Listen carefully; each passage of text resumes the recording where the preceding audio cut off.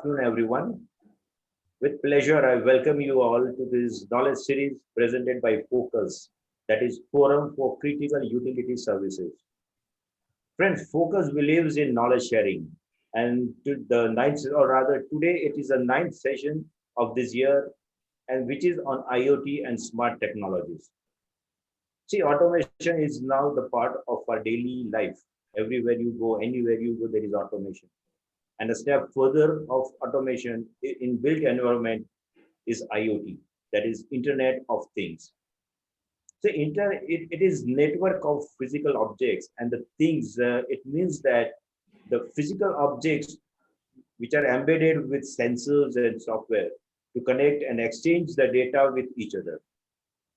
And a feather in cap shall be when it is supported by the smart technologies. Friends, I believe the days are not far off that IoT with smart technology in the built environment will rule the world. But how rule and how and where and why, I think let's hear from our distinguished speakers. But before that, I suppose we'll have a presentation of video of Focus. I suppose, Mamta, will you take over, please? Yes, sir. Fine. Sure.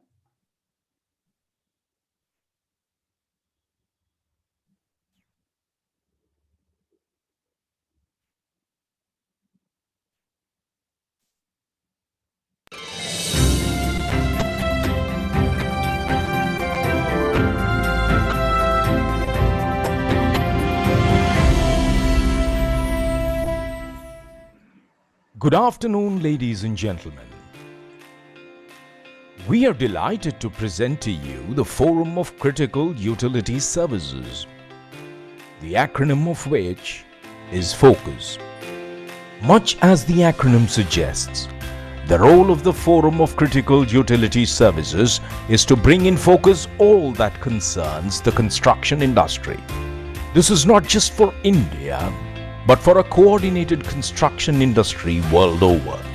For those of you who may not be aware, this initiative is to prepare and present a platform where all the verticals of the critical utility services of the construction industry forge into one formidable group that will strive in building unity, aid in diffusing misconceptions, and present itself as a platform for discussions amongst these bodies of professionals. This initiative was born on the 26th of October 2020, when the world was almost silent from the after effects of the pandemic. We say silent because the cry for help and riddance from the clutches of the pandemic were deafening. There simply was no place that was safe anywhere in the world. None of the formidable structures that man had erected was safe for protection from the pandemic.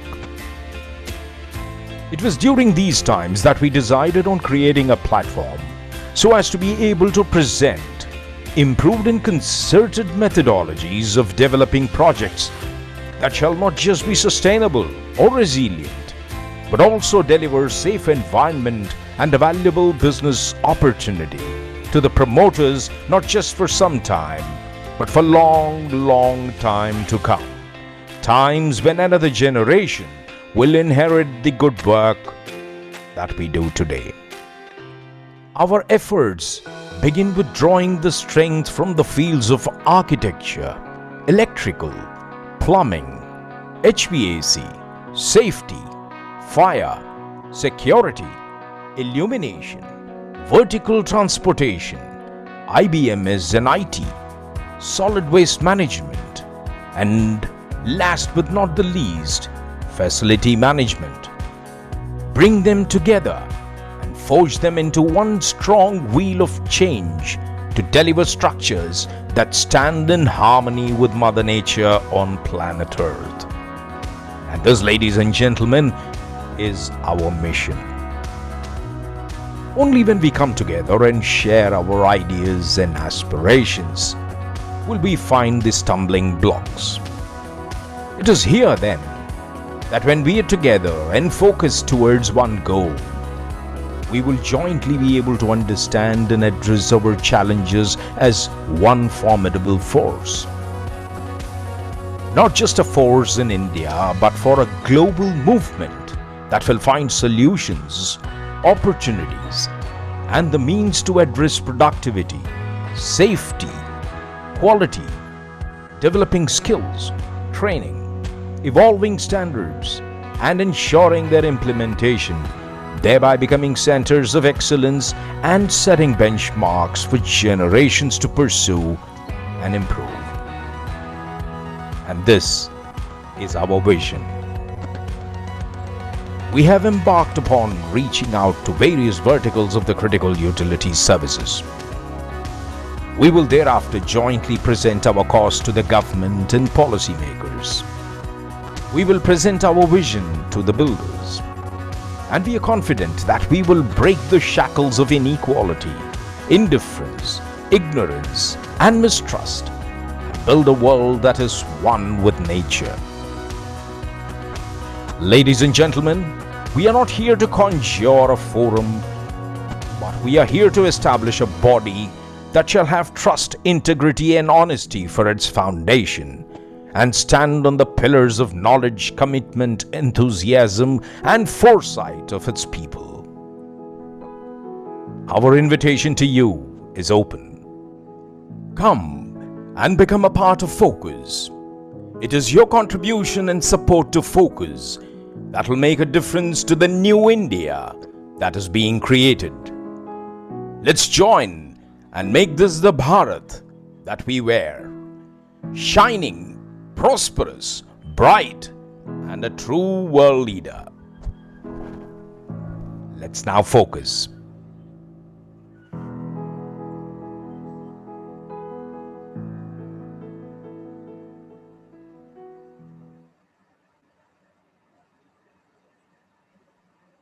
Over to you, sir. Yeah, okay. Thank you, Mamta. It was nice. A warm welcome, everyone. Those who have joined who are not members of Focus, please do join and get advantage of this knowledge series. So, friends, today's topic being very intricate and very specialized subject, I suppose we must have a keynote before we begin actual presentation. And friends, our keynote speaker is a high performance building designer, and his philosophy is which he works on is an integrated and sustainable approach to the design of the built environment.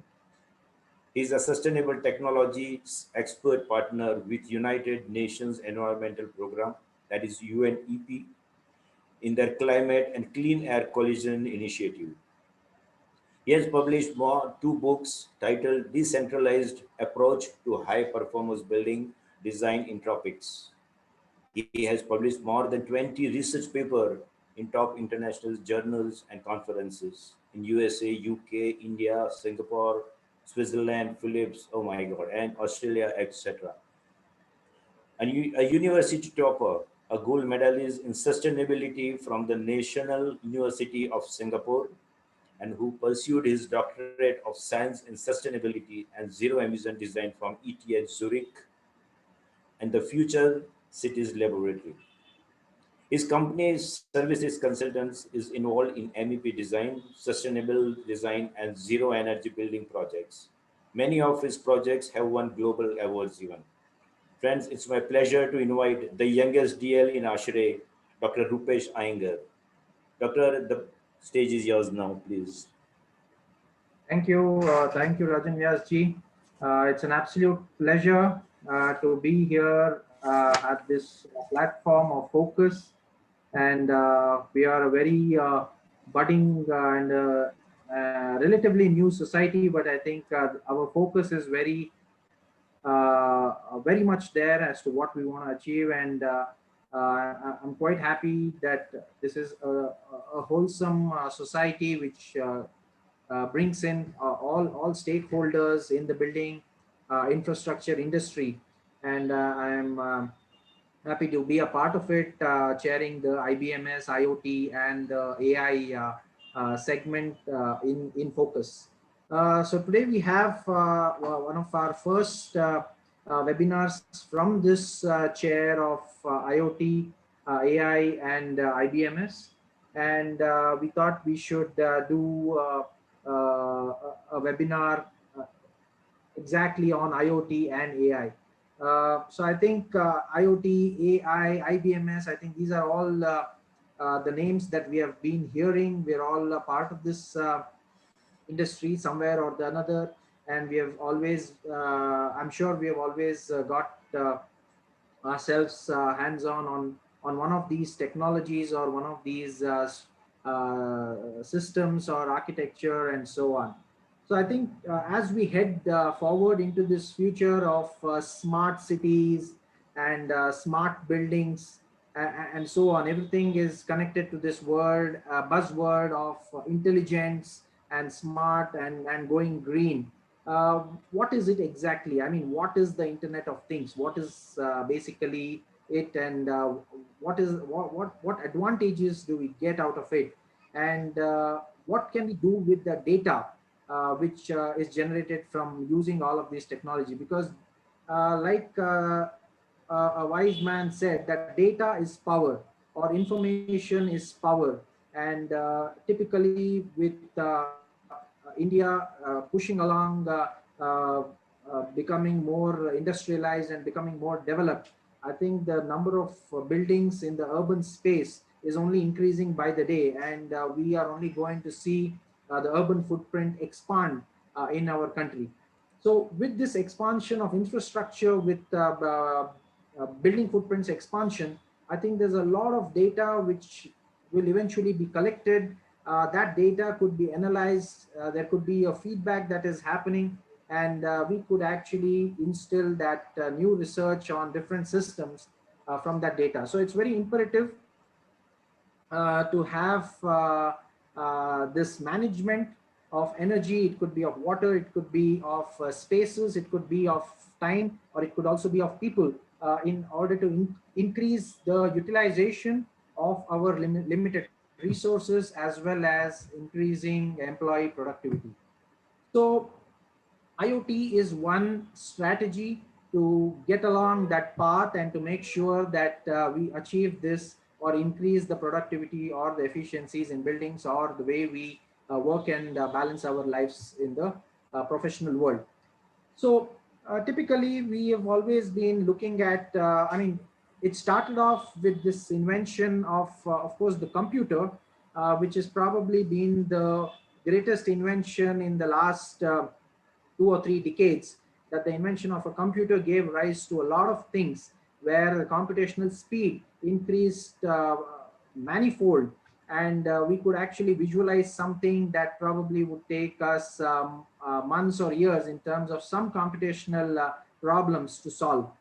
And then came in the smartphone. I mean, I think the smartphone, I still remember we had this very big phone called the mobile phone. I mean, it came in first as a pager. So people used to carry around a pager, and then the pager kind of transformed into this big kind of cordless phone, what we could call it at that time, and which was like a mobile phone. And then the size kept on decreasing, and it was still an analog kind of a system where you could punch in the keys. But then as we move into the last decade, I think smartphones has taken over the platform of communication itself. I mean, how many of us still remember using the landline phone? I mean, as we can see, BSNL and all of these companies who were probably the backbone of communication are on the verge of being sold off now. The reason being, we have moved on from that age where a wire which is connected physically into a system has gone on to being wireless, or I can actually see today everything that I need to see just on one screen, which is available in my hand. So that's where technology has been driving. The electronic segment has gone further very fast. But the buildings segment, actually, there's always this catch-up game that we always play, because we are typically the uh, I would say the evergreen segment of any baseline architecture or engineering. But the building segment now has seen again a very big influx of technology and of wireless communication, and communication now has become the key. Everybody wants to know, the client wants to know, every end user wants to know how his building is performing, how his space is performing, how his work desk is performing. Each person wants his own if you take in a workplace, each person wants his own temperature, he wants his own microclimate, he wants his own lighting schedule, he wants his own colors, he wants his own fan speed, for example, and so on.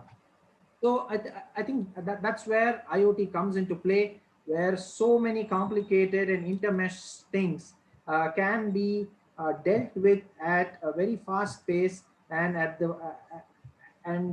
a pace where everybody's comfort or everybody's personal needs can be taken into account. So typically systems in a building, I mean, we would have the HVAC systems, we could have the lighting systems, the electrical systems, also some PHE systems and fire systems, and so on, being controlled and monitored using this platform of IoT. So some of the keywords what an IoT would probably have is basically you could have passive passive kind of technology, active kind of technology, Wi-Fi. I mean, these are all some of those jargons that we may be using when all of this kind of go on and mesh in together to form a smart solution.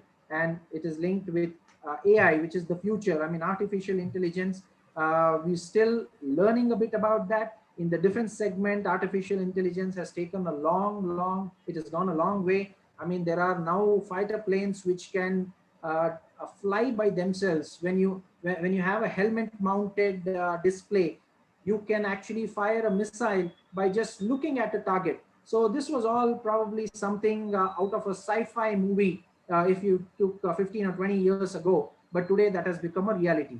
And that's what is again coming into our segment, our building segment, or the construction and the infrastructure segment, where I can actually visualize my building. I can probably put on a 4G, a VR kind of a helmet, or a goggle kind of thing, and then I can walk through my building. I can see where my door will be, where my living space will be, what would be my meter readings.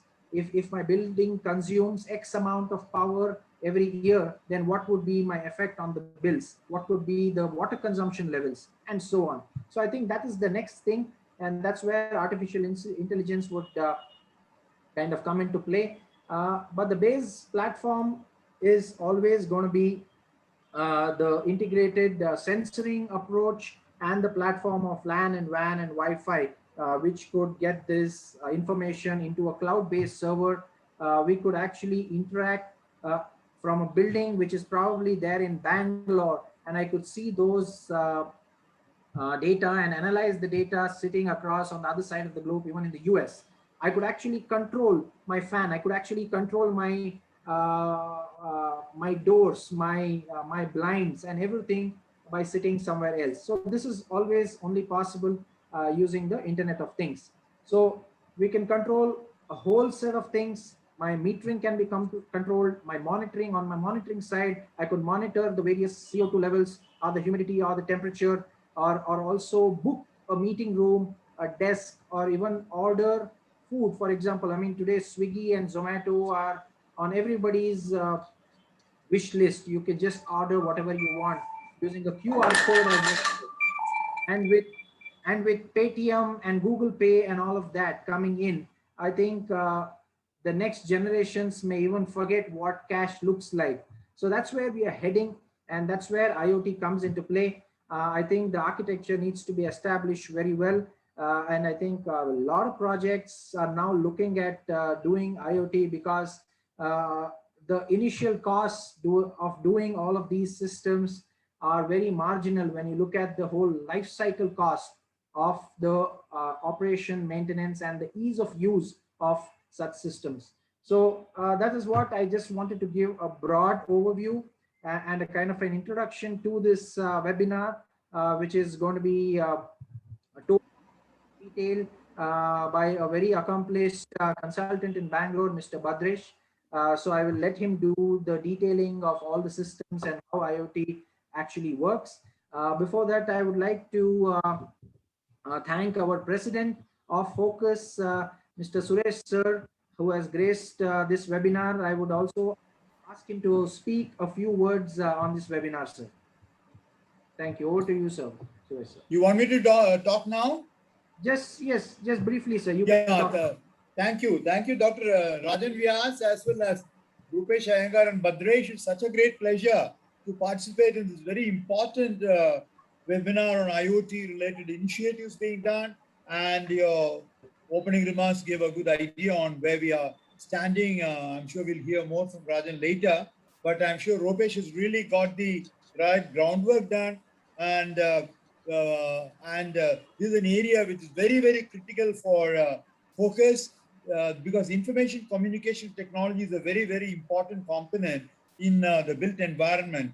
And that has received a lot of attention because I've been associated with the National Building Code for the last 5 decades. And the latest version of the NBC 2016 is the first one recognizing this. And a new chapter or a section has been added in Part 8 Building Services on information communication technology as part of the built environment, because that contains all the other section on electrical installation, lighting, ventilation, lift installation, air conditioning, heating, acoustics, and later on the plumbing, etc. So ICT has become a very important issue regarding the efficient way of doing these design inputs, planning inputs, as well as implementation inputs, and more importantly, during the operational phase, once the completion is over and the commissioning is done, the operation maintenance of the thing and the building management system, you require the IoT inputs in a very, very large way coming in this particular area. And I'm very happy that we have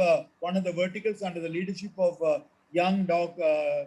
Rupesh Iyengar, who is giving it a very impressive lead. And I'm happy that they're already getting cracking on that particular area of work. And as you know, we have about 21 verticals to deal with different sectors of development.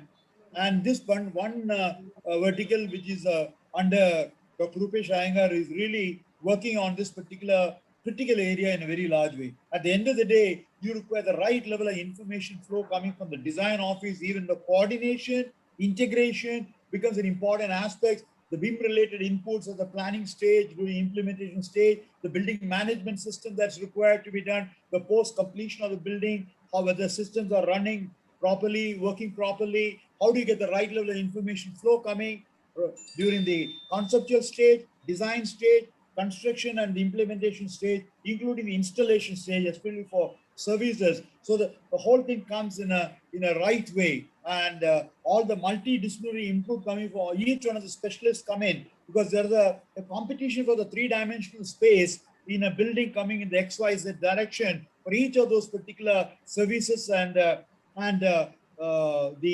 ICT component is a very important one in that. I myself been associated with two major townships when I was working after my HUDCO stint as CMD HUDCO in the Hiranandani, two big townships, both at Panvel as well as Oragadam, most modern township, where right in the beginning itself, with the stage of the planning design itself, we have gotten the right level of telecom system as well as the information system, the optical fiber to your laid in a separate corridor, right in the external envelope of 610 acres township and 350 acres township in two situations there. And each one of the buildings are already connected with the right level of wiring, not a later thought, which is what's happening all these days, but right in the beginning thought of, and that has substantially helped us in saving for all the right level of information linkage possible. I should be talking much there. I'm very happy that the first webinar has already started on this particular, and we got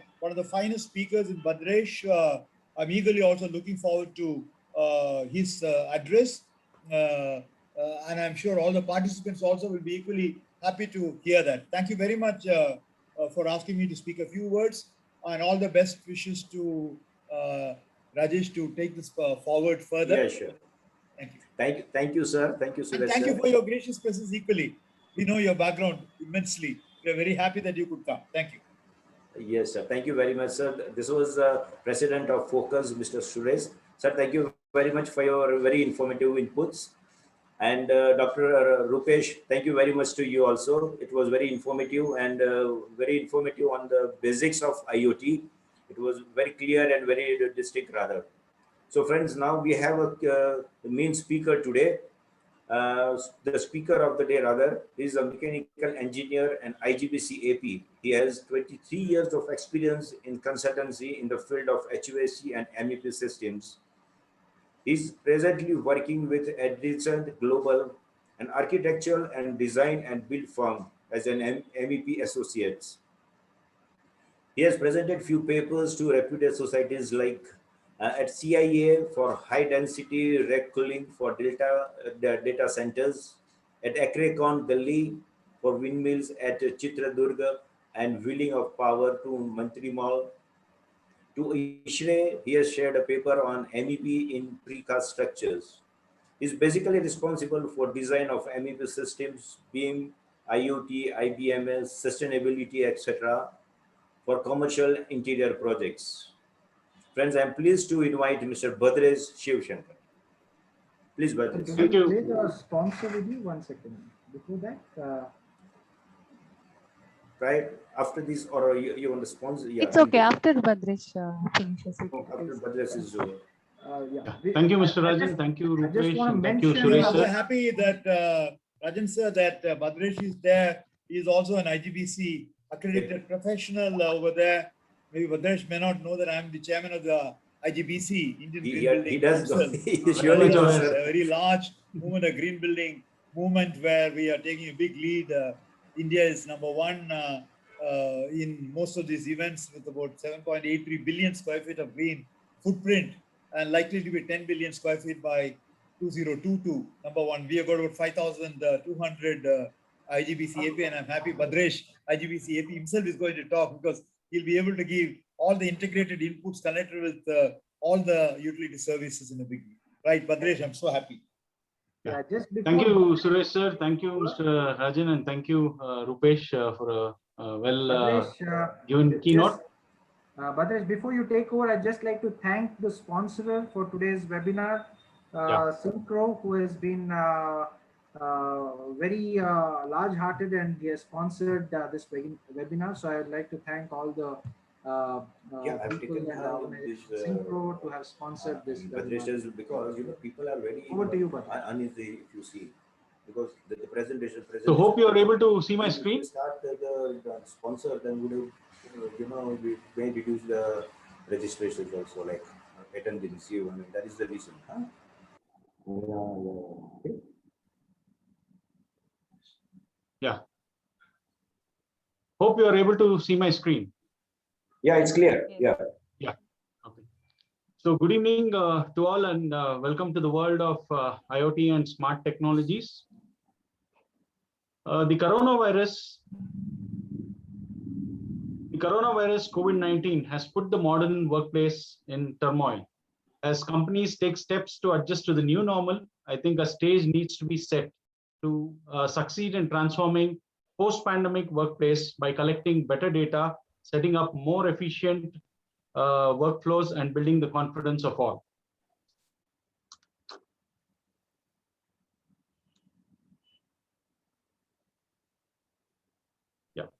IoT and smart technologies in workplace to a great extent reduce this ambiguity by giving solutions like touchless entries, radiant panels for cooling, which avoids return air, thermal screening, zone hygiene, etc.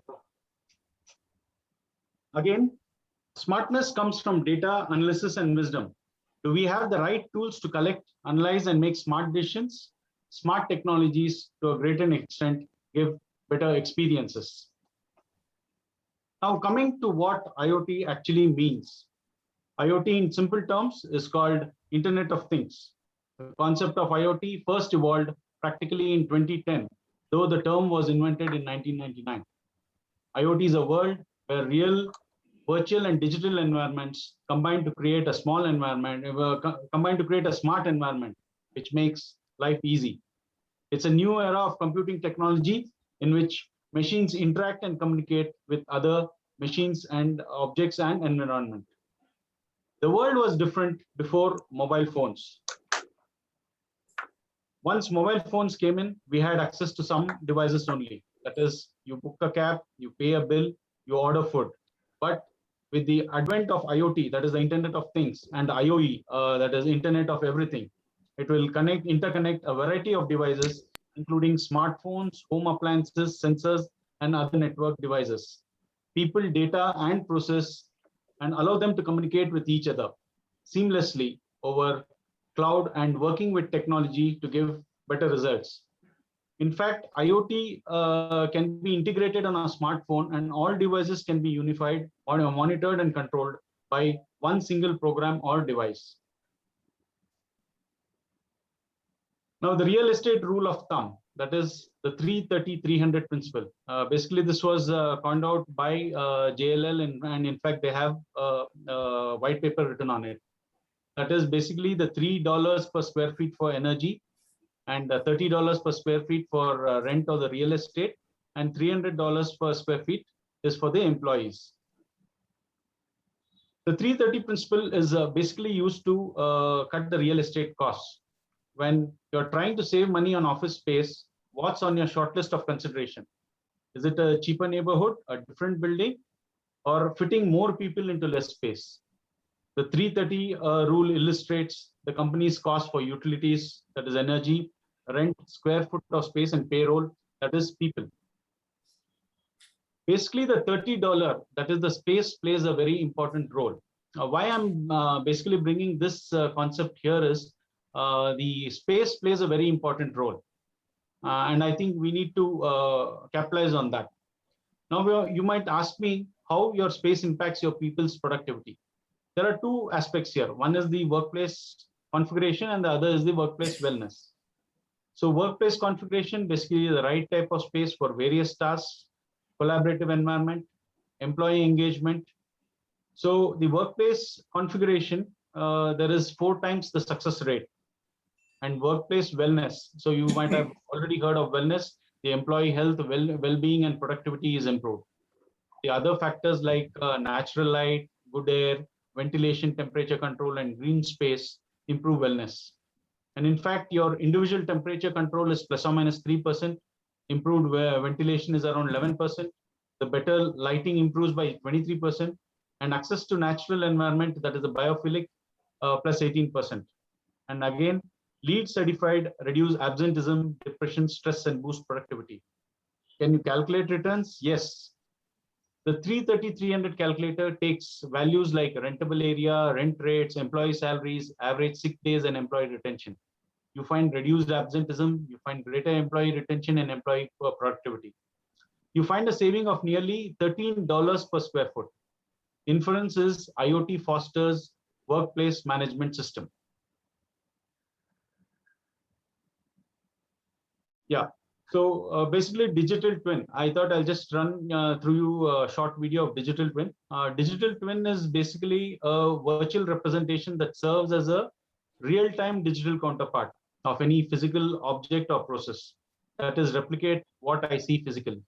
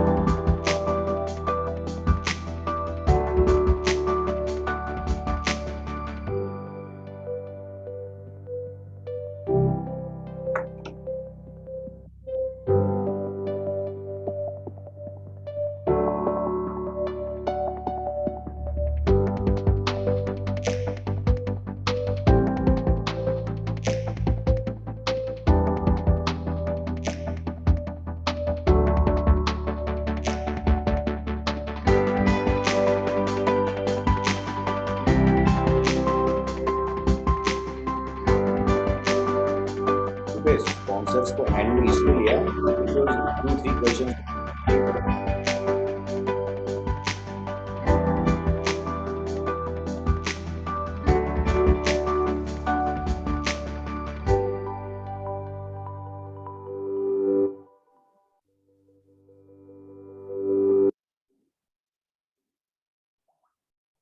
Yeah, moving on, I would also like to show you a small video of IoT implementation at Edge Building in Amsterdam.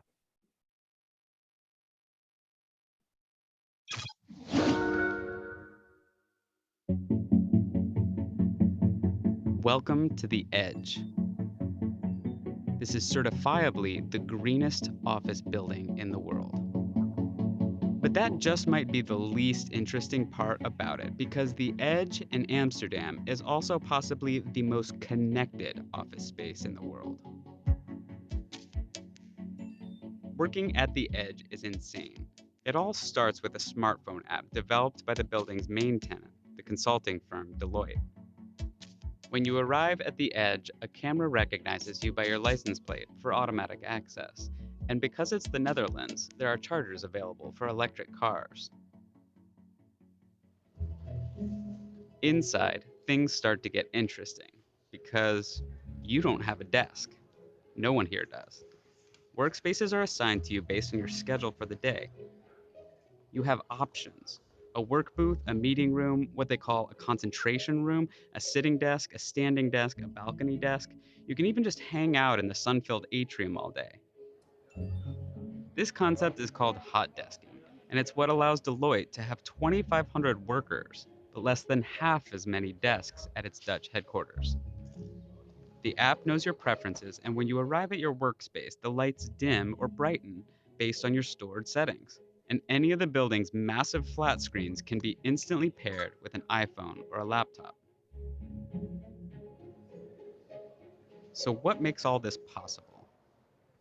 The LED light panels developed by Philips specifically for the Edge are actually powered by low voltage Ethernet cables, which means every light in the building becomes its own internet connected data hub with 28,000 sensors that makes the building and its users smarter.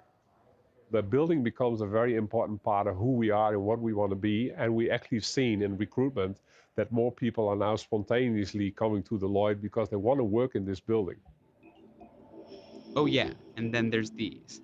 The building has solar on the roof and on the south-facing wall, enough to power the building and all of the electric cars, computers, and smartphones used by its employees.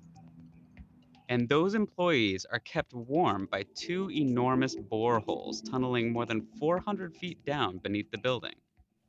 During the summer, the Edge pumps warm water deep into the aquifer, where it sits, insulated, until it can be sucked back out in the winter to warm the building.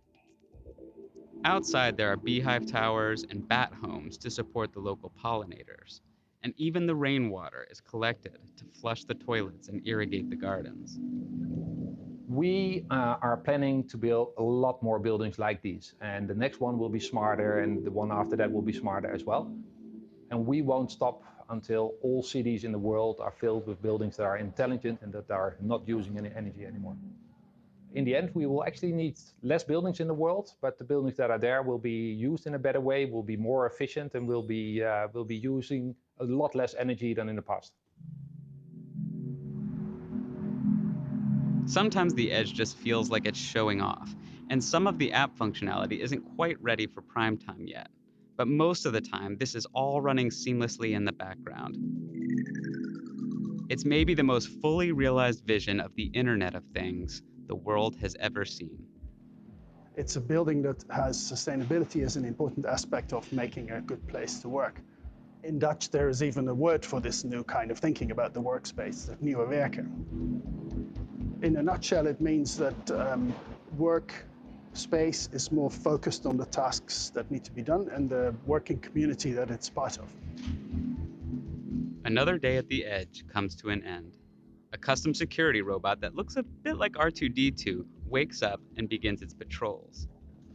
Now, if only the app could automatically come conjure up a nice dinner recipe, maybe provide all the fresh ingredients at the end of the day to get you cooking. No surprise, the Edge has that too. Bon appetit.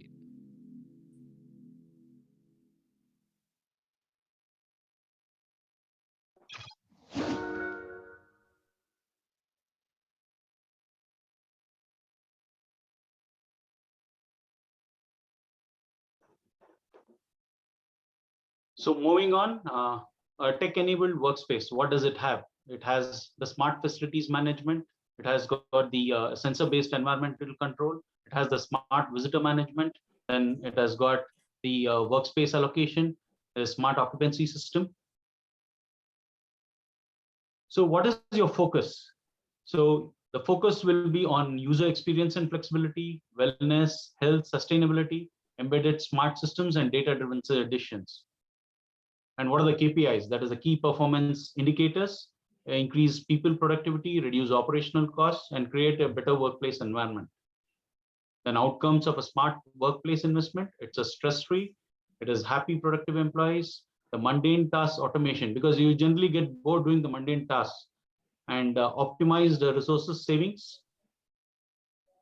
So here we have the screening. You have the infrared camera, which identifies the elevated body temperatures. You have the touch-free experiences by the QR code or the app-led based systems. You have the digital twin, the desk booking, the meeting room booking, the wayfinding, visitor management, you name it, and it's there. And also the post-COVID integrations. So you can see the seamless access control here, and you have a flight board which can be mounted onto a column. So basically these flight boards are nothing but a dashboard which gives details of your meeting room availability or desk availability, emergency alerts. Then you can, if at all you're in a reception, then you can put a self-service kiosk also where the visitor checks in and the badges are given. So you have sensors, multi-sensors, wherein you have, it can sense the air quality index, the carbon dioxide, the NOx, the ppm levels, the humidity and thermal lighting levels, sound levels. All these can be done via sensor. And of course, you have the space utilization, the desk booking.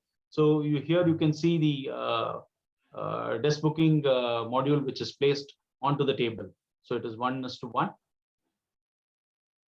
And coming to the cafeteria also, so cafeteria also has the kiosk, so where you can place the orders. You can also do the digital menu board via the QR scanning. And also you can, by the space utilization, you can ensure how many people are there. So you can time your visit to the cafeteria accordingly. Suppose if there's a huge number of people, so probably you can come after half an hour or so. So again, IoT platforms, it's basically with the real-time location services. You work on safety and security. There's a lot of space utilization. There's energy management on lighting and HVAC.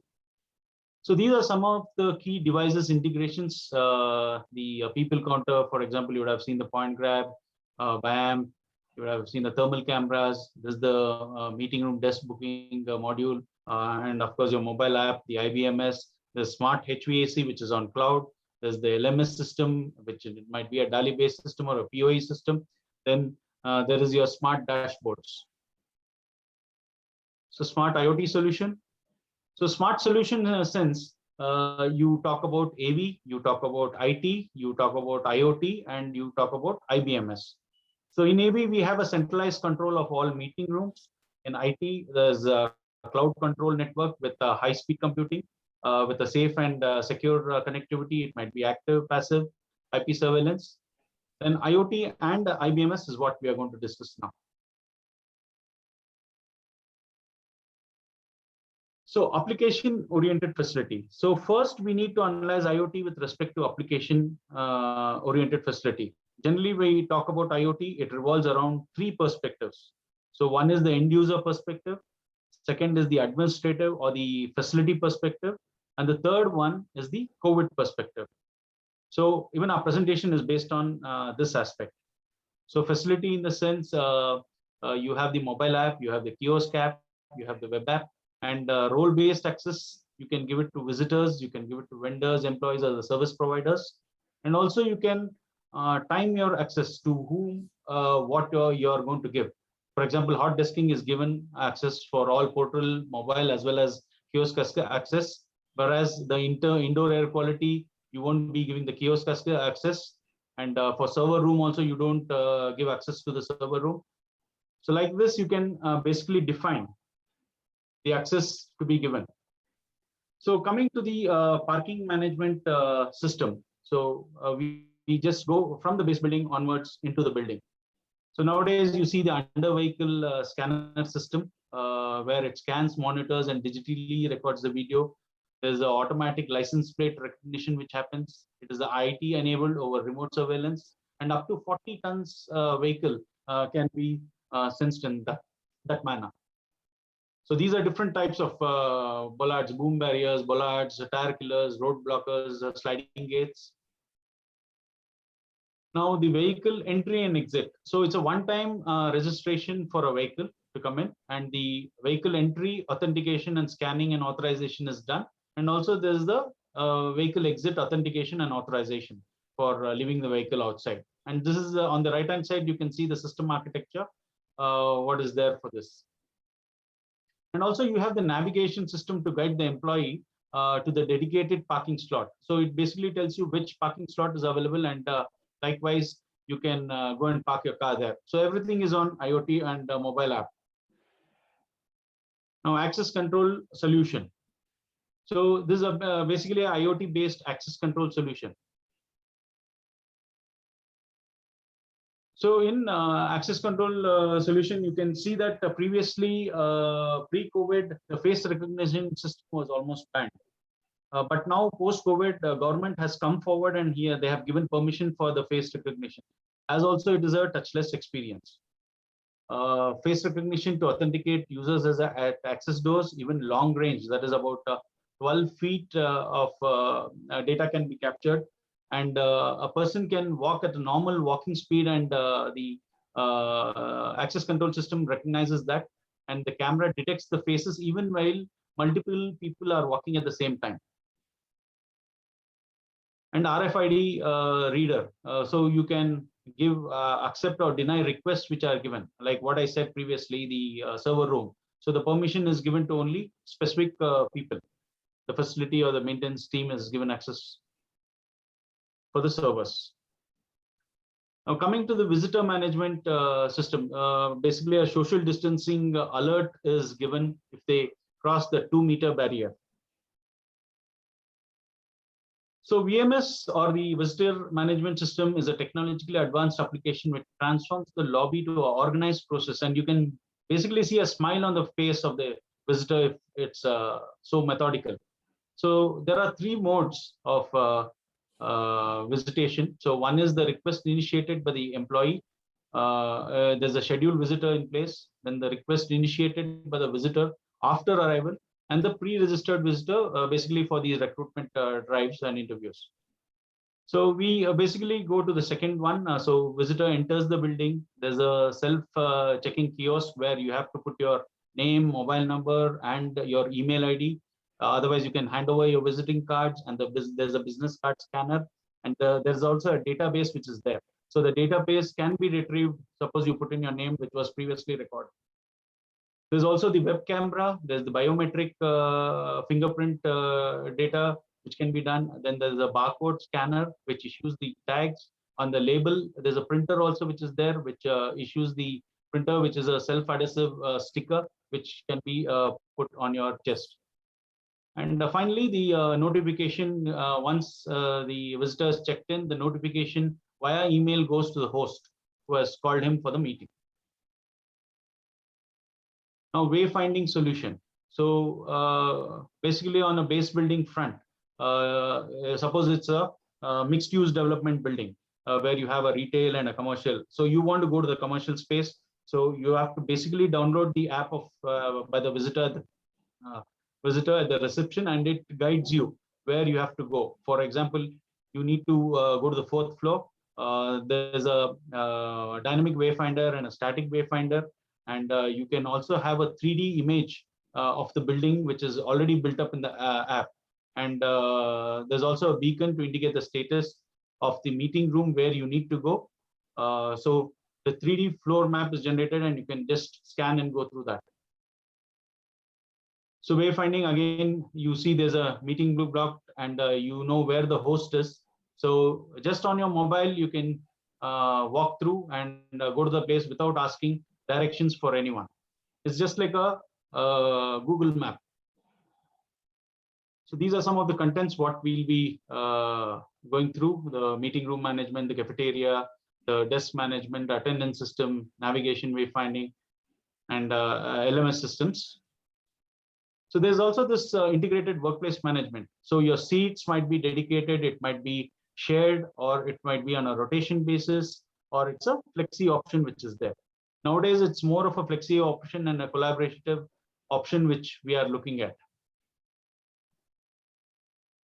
So even your facility admin can know where the person is there and where you can place him. Now coming to meeting room scheduling. So you can always put up your questions which will be answered at the last. You can just put it up in the chat box. Yeah, meeting room scheduling, there's denoting by a red dot or a blue dot or a green dot. So basically green indicates that the seat is unallocated, blue indicates allocated but not occupied, and red is again occupied. And also you have the project name, space, team wise, which is there in the allocation report.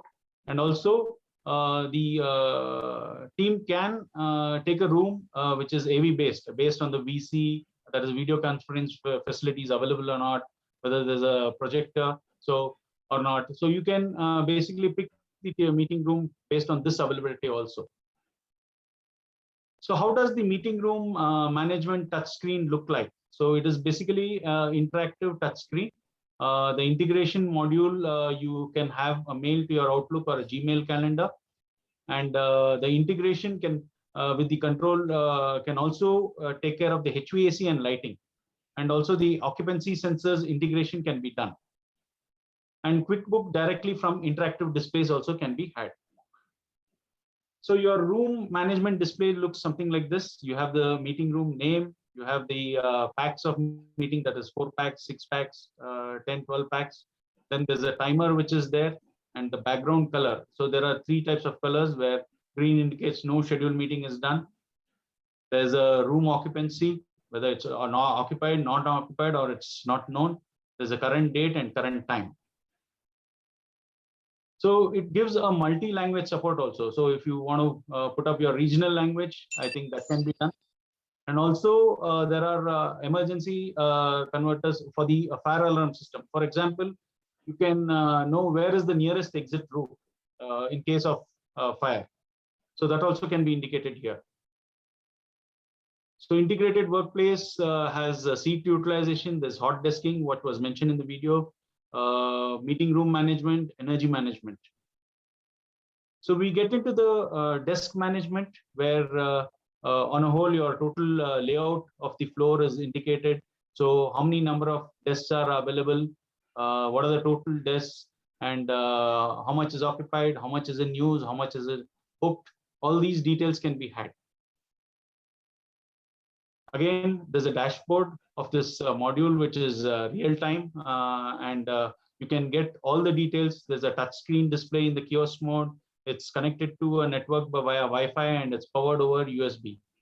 And also it works on a name tag, which displays the desk number in a non-book mode, and would display the name of the employee in case it is under a book mode. And also other utilities like pantry and all these things can be had from this. And there's also a VoIP, that is a voice over internet protocol. This, I think it's more connected with your intercom. So suppose an employee shifts to another desk. So he's allocated a specific desk and he shifts to another desk. So the extension number of his previous desk can be allocated to the new desk. Only thing, there needs to be a passcode setting which needs to be done. So that anybody calls you in the same extension number, you get the call. So this is for the attendance management system. So basically the Bluetooth of any employee or visitor needs to be on while he enters the building. There's a beacon which is put at the entrance, and the attendance is captured via Bluetooth connectivity. So there's also this employee feedback module which is there. So there's a QR code which is there for workstation, coffee vending machine, meeting room. So basically a feedback can be given by scanning the QR code. And also you can give a complaint whether your AC is too cold or there's some broken chair or anything. So you can put up what exactly is your complaint and report it. So this is a procedure where a ticket is raised and that ticketing system is visible to all. Then the facility team attends the issue, and again, so via the ticketing system, it's informed and says that the ticket is closed successfully. Now coming to the cafeteria management. So you have a kiosk or you have a mobile app where you can do the food search, you can do the food ordering, and the payment also you can do online. And there's also a queue management, there's integrated prepaid engines, there's a cafeteria feedback system, there's a waste management. So you can also see that once you book the order, there's basically a token which is generated, and it also gives what is the time which needs to be accommodated for preparing that food. And once it is ready, an information is given, and the concerned employee can come and collect the food. So different types of smart kiosk. There's a mobile payment, there's a smart display, crowd management, like how I was explaining that if there's a crowd, you can always time when you come to the cafeteria, and it's totally a cashless experience. So energy management through HVAC, there are HVAC zones are defined, and basically you can control the air conditioning system via the VAVs, which can be regulated. And also how many people are there in that particular zone, that also defines how your air conditioning is controlled. Again, coming to the LMS system, that is the lighting management system. There's an occupancy sensor based system. So the dimming or the dimming can also be controlled by that aspect. Now coming to the restroom management, basically what happens is that there is a pre-scheduled cleaning which takes place morning, afternoon, evening. So that is always a bane on the cost and energy. So the restroom management, basically you can have the people counting. So wherein it says based on the usage, it gives an alert so that the facility team can go and get it cleaned. The janitor team can go and get it cleaned. And there's come thermal camera also, which is there to detect water leakage. The people counting may be a camera based, or if there are any reservations, then you can have it as a motion detection system also. And with respect to COVID perspective, you have automatic hand sanitizer tissues dispenser machines.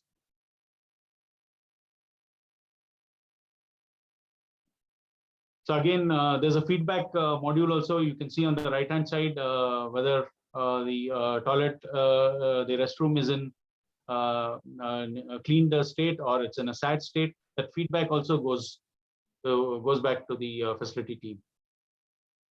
So on demand also, you can send a message for getting the toilet clean.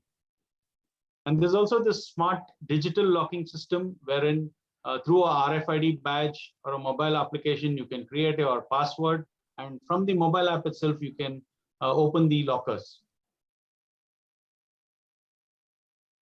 So these are all IoT enabled lockers. And digital signage solutions. So basically here, the commercial grade LCD and LED screen technology is used to dynamically display advertising or internal communication or everything in between. So you have interactive tables, you have an information kiosk, you have a product demo zone, you have the projection mapping. And also the signage system, you have menu boards, you have a corporate communication screen, you have a video wall, and here again, the content is the key driver for the digital signage. Now coming to the digital smart screens and humanoids. So this digital smart screens, LED screens can come across in the reception, or it can come across in the lobby or cafeteria. This is one type of robot called humanoid, which basically takes the shape of a human body. It is a voice recognition based algorithm system which can be programmed, and the humanoid can also have eye-to-eye contact with us. If you give a command to the humanoid, for example, whether Bhadresha has checked into the office or not, so it goes to the place where you have the beacon at the entrance, and it gets the data whether Bhadresh has come in, which floor is in. So it comes back and gives that exact information. Then you have different types of screens, whether it's a sensor-based screen. For example, you can see you can play football on this, or you have an interactive wall wherein you can play games. Two people can play games on that. You have interactive floors. You may find yourselves walking on water, and the water is also creating ripples. So LED on glass. So it is just a 1-inch glass. So this can be a see-through glass also in case the content is off. So when the content is on, then it is not a see-through. Then you have digital feature walls, and you have a digital column which is there. So here, for example, you can build an aquarium, have a screen with the aquarium and fishes moving around. So space utilization, again, there's a color coding. If it's green, it's 80% occupied, or yellow, 40 to 80% occupied. So this also can be shown.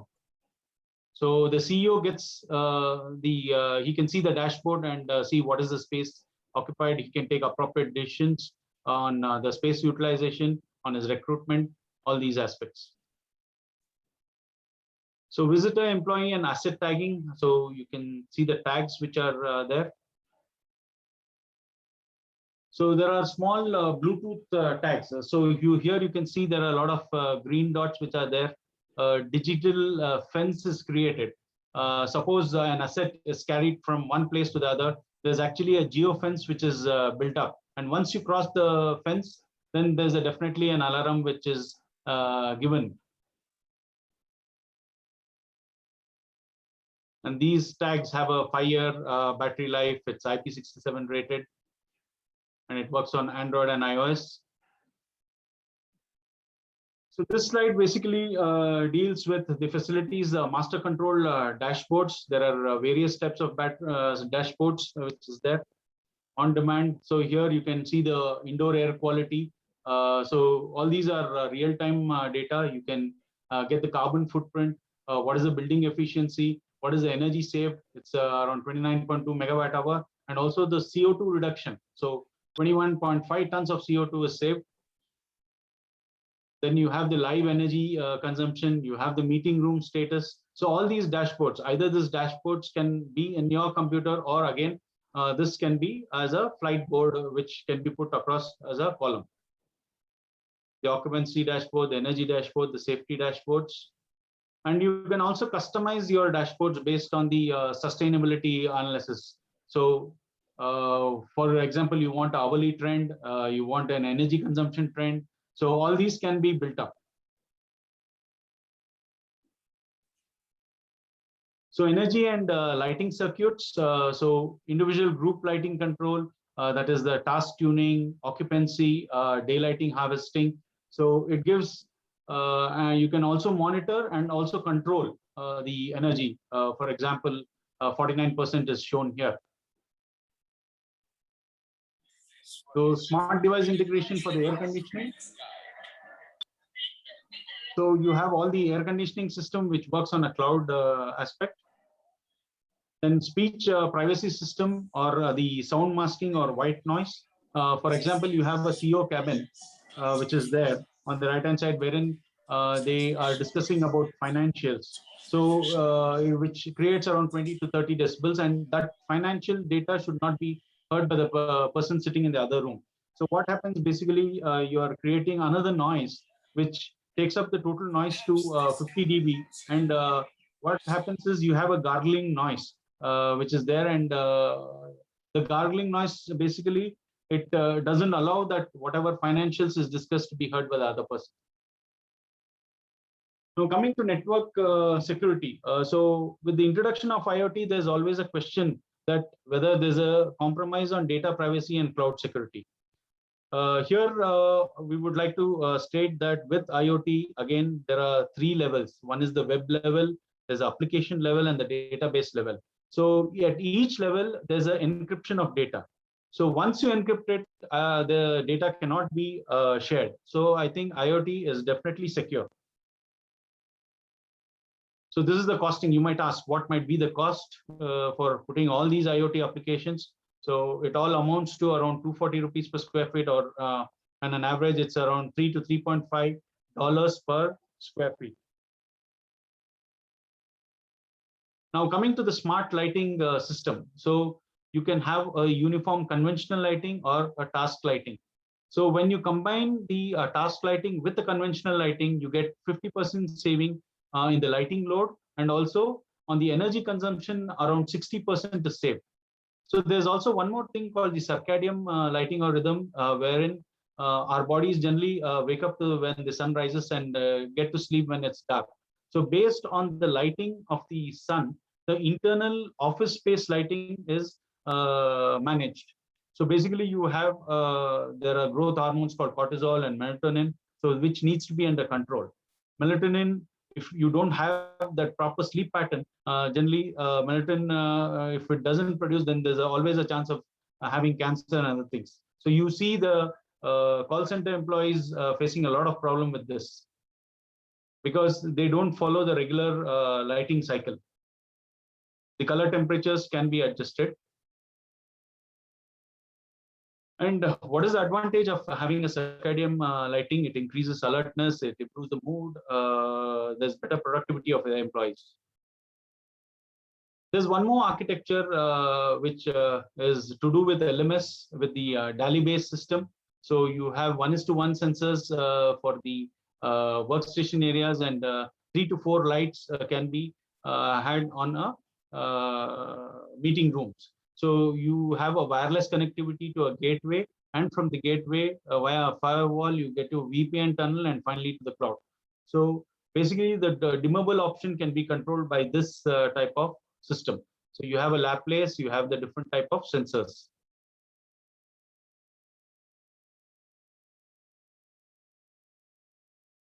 So apart from this, there are different types of sensors: the heat sensor, the motion sensor, light sensors, power, temperature, Bluetooth sensors, which can be deployed. So another aspect of lighting is the PoE lighting. So PoE lighting up to 60 watt, it can be controlled. So in PoE lighting, you have the smart engines, there's a smart director which is there, you have the patch panel, you have the sensors, and you have basically the LAN connecting cables, and you have the RJ45 connector which is there. So all these are connected to your light fixtures. Here, I think we have shown it for a 34 watt. So this can be extended to 60 watt. And there's also the solar PoE, which can be utilized for the emergency lighting. So the advantage of this is like 40 smart engines or 2000 sensors can be connected on one single network. Then smart engine has 48, each smart engine can take up to 48 sensors. So you can extend this to the facade lighting and street lighting also, the PoE. So the main advantage of PoE is because it's a low voltage system. So there's a very less energy consumption, and there's a longevity of the LED light fixtures. That is one aspect. And again, on a fire perspective, because it is low voltage, there is definitely no reason for cause of fires, and the fire norms are generally relaxed wherever a PoE building is available. And there are various aspects where the occupancy sensing, or the tunable lighting, or the scheduling, daylight harvesting, and temperature and air quality monitoring, which can be done over a PoE lighting. And again, you have a lot of reduction in the building management cost, on the air conditioning cost, on the lighting cost, etc., by PoE lighting. Now coming to the smart solutions in a COVID perspective. So social distancing alerts, cluster warnings, people tracking, thermal scanners, then face recognition alerts, the building security tracking, hygiene monitoring is taken up.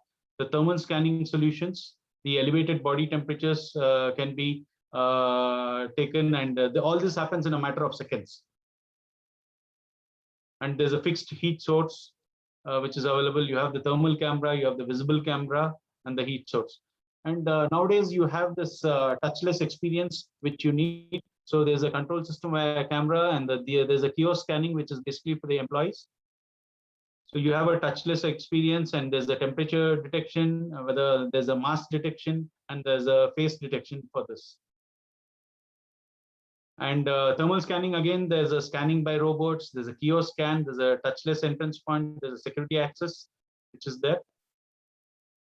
Then social distancing alerts, so you have the CCTV cameras, which is there.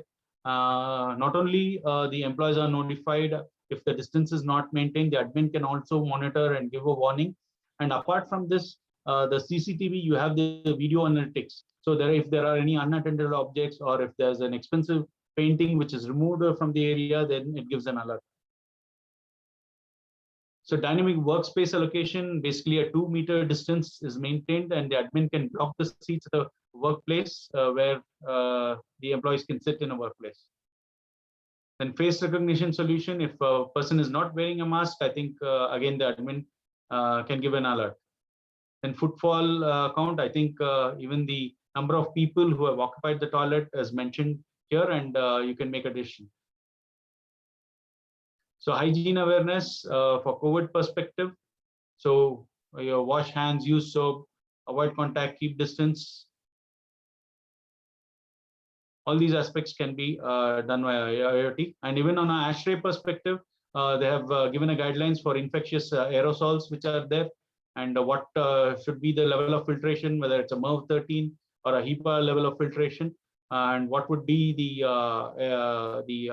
fresh air to be put in across. And for the AHUs, you can have a ultraviolet light, or you can put in an ionizer for the ducts. And the temperature, again, what should be your temperature? You can have a 25 degrees centigrade with plus or minus 2. And there are touchless fixtures for washrooms. You can also deploy the radiant cooling system. Basically, there are radiant panels which are there with not much return air, which retards the COVID spread. I think radiant cooling is also definitely a type of system which can be deployed. And also is a high temperature application for the chillers. And smart building integration, it works on a discrete cloud. There's an integrated dashboard, there's a firewall via Ethernet. And integrated workplace management, it's flexible, it's multi-threaded, it's efficient, easy to use, reliable, and secure. So again, integrated design approach is the order of the day, because previously you used to have different systems for different working areas. Now your engineering, which composes of your lighting, HVAC, IBMS, UPS, all can be on one platform. Then there's the IAQ for CO2 humidity monitoring. There's IoT again with all your visitor management, meeting room booking. Then there's the security, which is there where you have the asset management, location tracking, etc. Then you have the dashboards, and also you have the lighting management system. So all this can on an internet via a firewall be connected to a Niagara supervisor. And also this can be again enhanced to a third-party integration where you have the building management system for HVAC, then you have backnet controllers or lawn controllers. Your plant room, instead of having a chiller management system, being a standalone system, you can always combine it with the third-party integration. You can have the energy management, you have the security enterprise, and the video surveillance. So all can come as one integrated workplace management system. So world vision for you, there's also this system of smart dampers, which works on a cloud platform. Basically, you have the central control unit, you have a smart node, and you have a wireless zone controller. So here what happens is basically the dampers which are there, based on the sun path and the temperature of the day, the damper opens or closes. By this aspect, you can have 30% savings and less than a 4-year payback on the ROI. So here, basically the smart damper with actuator and all is wired connection, and the thermostat or the smart stat is a wired connection, but rest all is totally wireless. From the smart node to the central control unit, and from there to the cloud, it's completely wireless. So what are the things you can do? VFD modulation, pressure damper modulation, the chill water valve modulation. Now coming to the virtual reality, I think you saw that VR glasses which were put up. So virtual reality walkthrough, you can have, you can call the client for a presentation, you can build up a model. So this can be done on a BIM platform also. Basically the digital twin, what I was explaining about previously. So you wear the glasses, you can, the virtual walkthrough.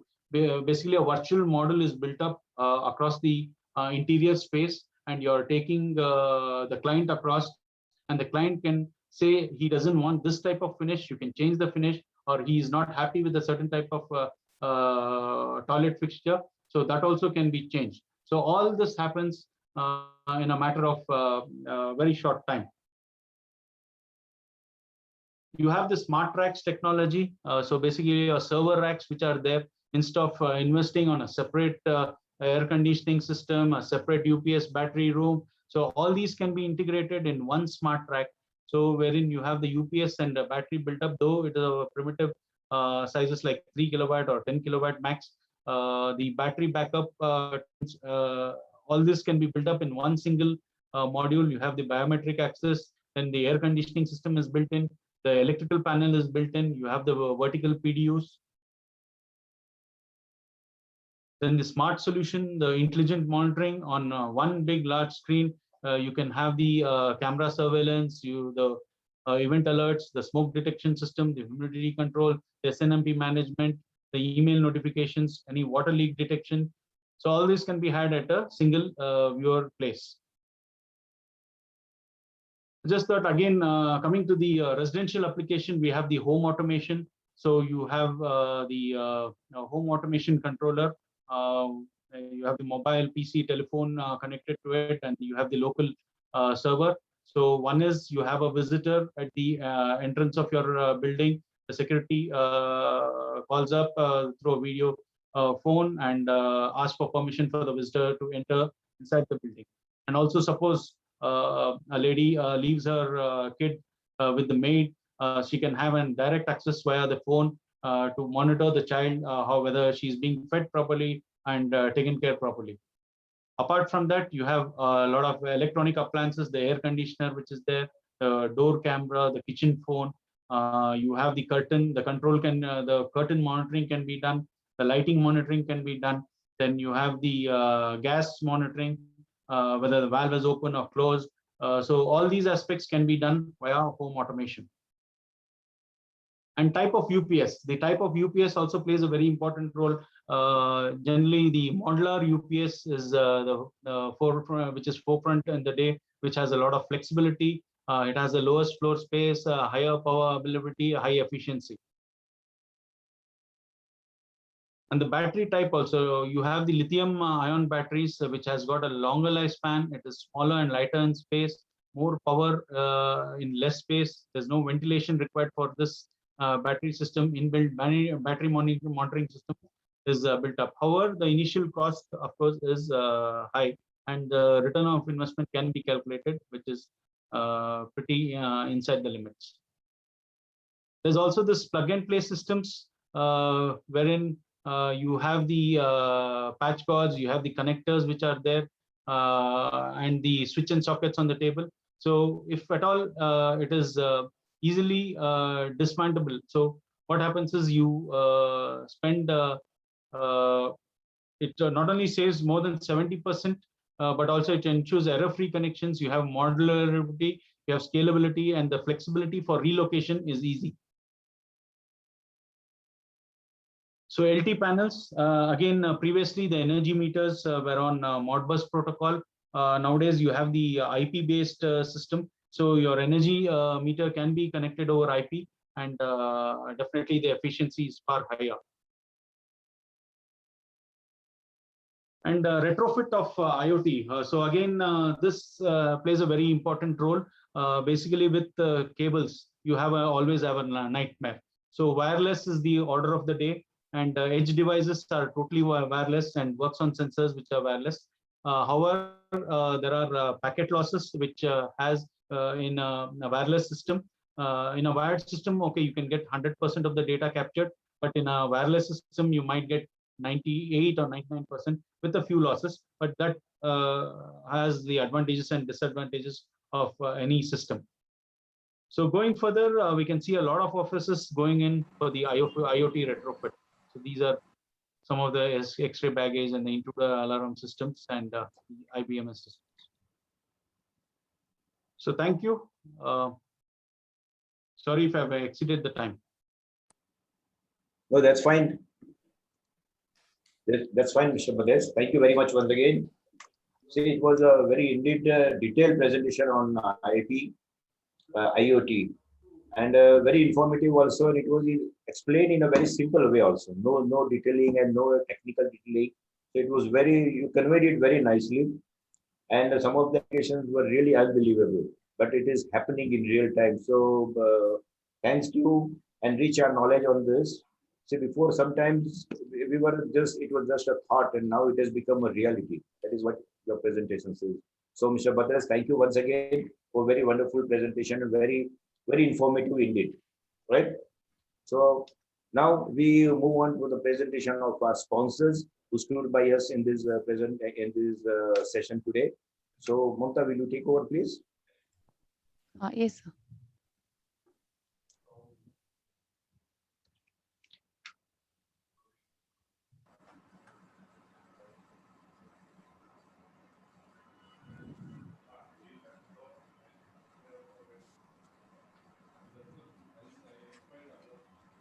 Synchro's building orchestration engine is an evolution of traditional BMS and brings about a paradigm shift in the automation systems. The philosophy stems from an insight into the reality that a comfortable work environment makes one more productive. While that is a primary objective, good engineering ensures that it is done in the most efficient way possible, because that saves not just money for your business, but potentially the planet for your children. With that philosophy as a driving force, it becomes necessary to understand the role that BMS systems play towards those objectives. Traditional BMS systems, if implemented properly, meet only some part of those objectives. Most BMS users are quite content with what is delivered because the potential is not fully understood. Most BMS systems don't go beyond centralized monitoring and providing efficient operations. Almost all fall short on what makes the system smarter. The question then is, why is there such a big gap? The answer lies in the fact that conventional systems take too long to implement and don't get to the value-added features. Most declare victory when systems come online, and by then it's time to wind up an already delayed project, a situation most system integrators can relate to. Synchro BMS changes the game. Our framework and methodology reduces commissioning timelines by as much as 85%, so that we can focus from very early on the value-added features that most don't get to, and that makes all the difference. From our research and the insights in the industry, we understand very well that project complexity grows exponentially as the size of the project increases. As can be seen here, Synchro systems are implemented in a fraction of the time compared to the conventional BMS system. The obvious question then is, how do we do this? Well, it comes from a three-pronged strategy underpinned by our SUITS framework. First, use world-class products and technology. Second, use a strategy to do as little as possible at site. And third, use a rich framework of tools to get it right the first time. So what is SUITS? It is Synchro's IoT platform for integrating all aspects of a project and beyond, from selection, design, manufacturing, site implementation, integration testing and monitoring, to maintenance and analytics. Notice on the right-hand side how little is actually done at the site compared to what happens at the factory, the project command center, and the center of excellence.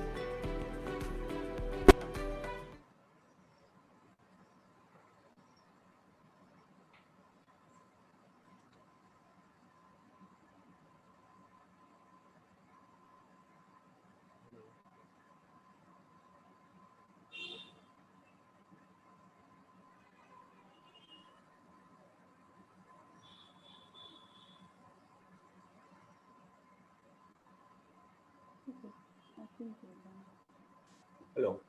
Yeah, we are done, sir. Yeah. Okay. So, uh, shall we go with the question answers? Yes, sir. Yeah. Okay. First is from Jitendra Shukla. Is how IoT play special role in AIM? AIM. Anyone, Rupesh or Bhadesh can answer. Hello. How IoT plays special role in AIM? Can you just expand on AIM? Exactly. I am also wondering what is AIM. If Mr. Shukla, if you are there, can you elaborate, please? What is AIM? What do you mean by that? You can type. I think it's Artificial intelligence. artificial intelligence management.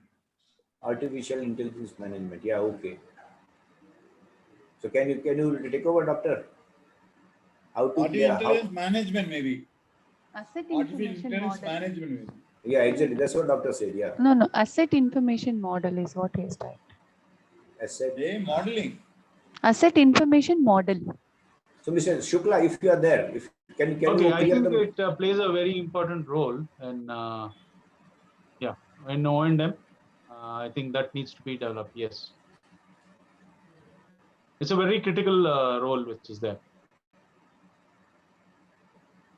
Yeah, I think just to add on to Badresh, asset information modeling, I mean, it could also be a plugin that could be done at a BIM level. Now, suppose I have a infrastructure which is modeled on BIM, and I want to key in or plug in that information of each of the assets. So, suppose I have if I'm having a township and I'm having different buildings which are there in that township, and the whole model is on a BIM platform, then each of the assets information with respect to its size, with respect to its architecture, with respect to its systems can be plugged into that model.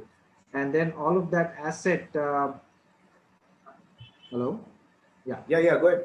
Yeah, and all of that information can be read, controlled, as well as looked, analyzed at probably a central facility, something like a command center or something. I mean, uh, a very generic or a practical example of that, I would say, very this thing is something like a COVID war room, which is going on right now, and they have a different. I mean, in Bangalore, I know for a fact they have the BBMP, the Bangalore Brihat Bangalore, the Palika there has a war room where each of their UPHCs or PHCs, that would be their asset.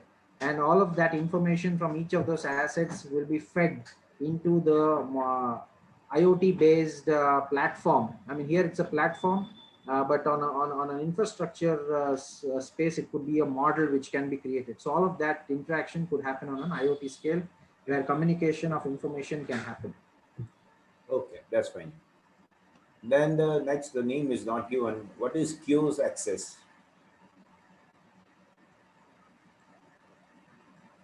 The name is not given. Adresh, you want to take that? Kios, I think you mentioned Access. Yeah, so basically, kiosk access is given by a mobile OTP, which is there. So by that, you can give the kiosk access. Okay, I think that's good enough. Then the budding consultant is there. What is the prerequisite one should have to become an IoT consultant? Also adding to that, any specific books to get started for a budding consultant, Uh, please? so I don't think there's an actual prerequisite which is there, but definitely the domain knowledge experience will always be helpful. Yeah, okay. you And need to have again, your base knowledge more on the IBMS and also controllers, logic gateways, system architecture. So I think, yeah, this is the domain knowledge where one would need in order to get onto this platform of designing an IoT system as such. right. For any consultancy, you need to have your basic knowledge in that subject. That is the basic prerequisite. Anyway, then again, the name is not given. Hi, Badrej. Please let me know any recent case studies on IoT. Do you have any case studies? He just wants to name, I See, suppose. there are a lot of projects where case studies are there. In fact, we at Adrian's Architects do all our projects on IoT based. But again, not all the 20 or 25 types of IoT systems are incorporated. Yes. Maybe in some projects it'll be 5 or 10. So in that way, we have done a lot of projects. The case studies, yes, of course, that can be shared. Some of the prominent or with all the leading people like Google and Red Hat and things like that, we have taken up. Yeah, the case studies are Yeah. available. We have one case study. We actually presented it a couple of years ago at the Danfoss Hall of Fame Awards, which was the Radisson Hotel in Bangalore, and we put in a lot of BMS and IoT based system architecture in that. So I mean, these are projects which we have kind of designed and worked here in Bangalore. Another one I would say is KPCL office building, again in Bangalore, which is an IGBC Platinum certified office space. So yeah, I mean, there are a few of them I know of which we have kind of designed in Bangalore from a from an IoT kind of perspective. For further detailing, you can contact in person Dr. Rupesh or Mr. Badrej for further detailing information if you want on the case study, right? Okay. From it is Anuj Singh. Can endless topic? Yeah. It's an appreciation, Badrej. IoT is always endless topic to talk about. Thank Very you. well explained, Mr. Badrej. It's an Yes, we appreciation. have just spoken about only one part of it, that is the workspace management. Yeah. I think there are, of course, a lot of topics of IoT. Hope the link is given on the. It's endless, of course. Yeah, then Ashok Kumar Subramanian. Can IoT, AI, artificial intelligence technologies can be applied in passengers' cars? Yeah, definitely, yes. If I think you have seen the digital twin video, it is specifically there for the automobile sector. I think, especially in Mercedes Benz and all, you have a SIM card which is given, and you get various parameters which are there, like your acceleration of your car, or your engine wellness, or even the harness data of the car. So that also can be given. Yes, of course, it's there in the passenger cars. Yeah, I just want to add to it. I think nowadays, even with the new cars coming in, you can start your car using an app. You can actually switch on the AC, the headlights, and the music also through an app. I was just looking at some Kia cars last night, and I just saw this. So I just thought it. I mean, also today morning, I was looking at the news, and they've developed the first. BMW has developed the first flying car, and it's a car which can actually fly, and that data is being transmitted through IoT onto systems which are on the ground. So I think we're getting there. Some of these Wi-Fi kind of things have already gotten, but then once we go to futuristic ways of kind of combining driving with flying, probably in the next 5 years, that may be reality. I think that has to be managed using IoT and sensors and systems which are on the ground, talking to some system in the air. Yeah, endless applications because suppose IoT has really.